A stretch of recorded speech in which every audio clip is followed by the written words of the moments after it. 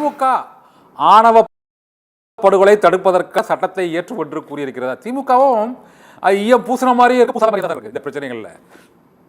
திமுகவுடைய செயல்பாடு தந்தை பெரியாரை, ஜாதி ஒழிப்பு கொள்கைகளை, சமூக நீதியை முன்னிறுத்தி மேடைதோறும் பேசும் திமுகவும் ஆணவ படுகொலைகளை தடுப்பதற்கு சட்டம் இயற்றுவோம் என்று அவர்கள் கூட்டணி கட்சிகளில் உள்ள அனைவரும், சிபிஎம் உட்பட அனைவரும் வலியுறுத்தியும், இன்னும் அது தொடர்பாக திமுகவின் கருத்தும் பாரதிய ஜனதா கட்சியின் கருத்தும் என்ன வேறுபாடு இருக்குது?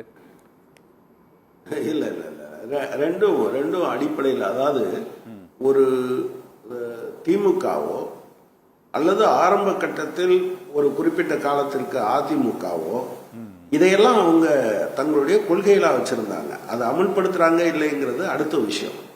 ஏன்னா பெரியார்ல இருந்து அந்த இன்ஸ்பிரேஷனை வாங்கினவங்க, பட் அதை தொடர்ச்சியா எடுத்துட்டு போகலைங்கிறது இருக்கு. ஆக்சுவலா திமுகவை பொறுத்தளவுல நாங்க அதை வலியுறுத்தி இருக்கோம், கன்சிடர் பண்றேன்னு சொல்லியிருக்காரு முதலமைச்சர். பார்க்கலாம், இந்த அடுத்த சட்டமன்ற கூட்டத்தொடர் வரும்போது அந்த கூட்டத்தொடர்லேயே நீங்க இதை நிறைவேற்றணும் அப்படின்னு நாங்க கேட்டிருக்கோம். ஒன்னு தெரிஞ்சுக்கங்க, அப்படி நம்ம நிறைவேற்றினாலும் கவர்னர் ஒப்புதல்லாம் கொடுக்க மாட்டாரு. ஏன்னா அவர் சனாதனம் தான் என்னுடைய நோக்கம்னு சொல்லியிருக்காரு. இதுல என்ன பிரச்சனைனா, அடுத்த பிரச்சனை என்ன வருதுன்னா, இன்னும் சீரியஸான பிரச்சனை. சிறார்களை இதுக்கு பயன்படுத்துறாங்க. நீங்க 2015 இருந்து 25 வரை உள்ள காலகட்டத்தில் பாத்தீங்கன்னா ஒரு 230 கொலைகள் நடந்திருக்கு. அந்த கொலைகள்ல குற்றம் சாட்டப்பட்டவர்கள் 60 பேர் 18 வயசுக்கு கீழே இருக்கவங்க. இது ஒரு சீரியஸான பிரச்சனை. அதுல ஒரு தரவு அது நம்ம சரிபார்க்க வேண்டியிருக்கு. டிராப் அவுட்ஸ் எங்க அதிகமா இருக்கோ, அதாவது ஸ்கூல் டிராப் அவுட்ஸ், அந்த இடத்துல இது அதிகமா இருக்குன்றாங்க. ஸோ கான்சென்ட்ரேட் பண்ண வேண்டிய இடங்கள் சிலது இருக்கு. நீங்க பள்ளிக்கூடம், கல்லூரிகள் ஓரளவு பரவாயில்ல. இப்போ காவல்துறையிலும் வர்ற காவல்துறையிலும் இந்த இது போன்ற காவல்துறையில் சாதி வாரியாக வாட்ஸ்அப் குழுக்கள் இருக்கு. நான் ஒரு தட்டை கேட்டு வந்தேன், இதுவும் திருநெல்வேலியில் தான். எங்க இந்த வாட்ஸ்அப் குழுல யாரெல்லாம் இருக்கீங்க அப்படின்னு. அப்ப அவர் சொன்னாரு, நாங்க எல்லாம் இருக்கோம். நாங்க எல்லாம்னா எல்லா போலீஸ்காரங்களுமா அப்படின்னு கேட்டேன்.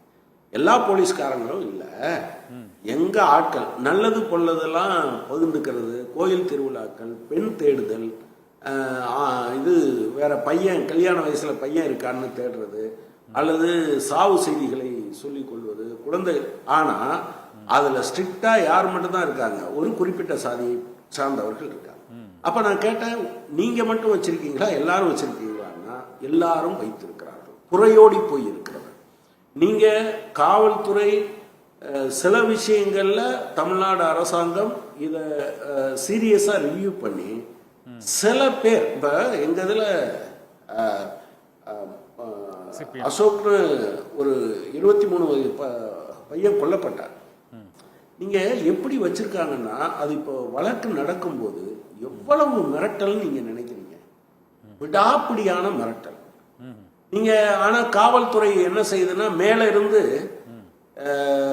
இங்க இருந்து சென்னை தலைமையகத்துல இருந்து பேசுவாங்க, கமிஷனர் பேசுவாரு, ஸ்டேஷன்ல டீல் பண்றவர் யாரா இருப்பாருன்னா அங்கே லோக்கல்ல உள்ளவரா இருப்பாரு. அவர் என்ன சொல்றாருன்னா, சார் நீங்க இங்க இருக்கிறதெல்லாம் பேசுறீங்க, நீங்க சென்னையில இருந்துட்டு பேசுறீங்க, இங்க இருக்கக்கூடிய அழுத்தம் என்னன்னு உங்களுக்கு தெரியாது என்று சொல்றாரு. அப்ப இந்த அழுத்தத்தை தாண்டி அவர்கள் வேலை பார்ப்பதற்கு அதுக்கு தான் ட்ரைனிங். அதுல தவறுகிறவர்கள் யாராக இருந்தாலும் கடும் தண்டனைக்கு உள்ளாக்கப்பட வேண்டும் என்பதை அரசாங்கம் கொண்டு வரணும். நீங்க இந்த மாதிரியான வழக்குகள்ல போய் சொல்லும் போது கேட்கலன்னு வச்சுக்கோங்களேன், அவங்க சரியா நடவடிக்கை எடுக்கலைன்னா அவங்க மேல எடுக்கணும். காவல்துறையில் இருக்கிறது, நிர்வாகத்தில் இருக்கிறது, மறந்துடாதீங்க.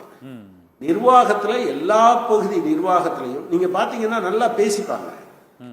ஆனா ஜாதி சார்ந்த ஒரு ஒரு ஒரு முரண்பாடு வருகிற போது ரெண்டு பேரும் எல்லா விஷயத்தையும் பேசுவாங்க, இந்த ஜாதி சார்ந்த விஷயத்தை மட்டும் பேசிக்கொள்ள மாட்டார்கள். பேசினா பிரச்சனை வந்துடும் அப்படின்னு. எனவே காவல்துறையில் இருக்கு, நீங்க நிர்வாகத்துல இருக்கு, கல்வித்துறையில இருக்கு. கல்வித்துறையில ரொம்ப கொடுமை என்னன்னா, இப்போ பள்ளிக்கூடங்கள்ல ரொம்ப